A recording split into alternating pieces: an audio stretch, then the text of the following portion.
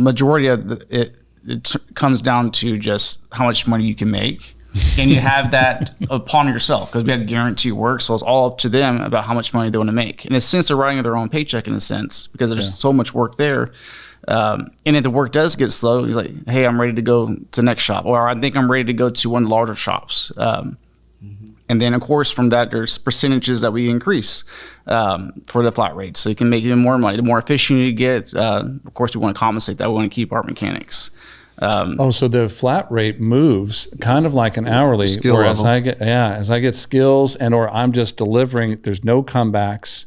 I'm holding this efficiency. You go pat me on the back with a new comp plan that says, hey, keep doing what you're doing. You just make more money. I think one of the things that really motivate every one of our shops and locations is every one of our shop has a mechanic that the senior technician makes anywhere at a low ball, $4,000 a week, at a high ball, $10,000 to $12,000 a week as a mechanic.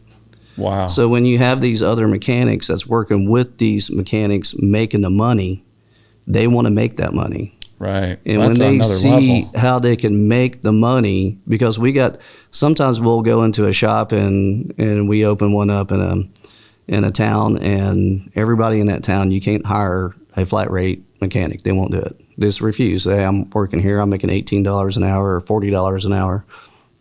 They don't want the opportunity. They don't want to hear it. I'm not working flat rate, period.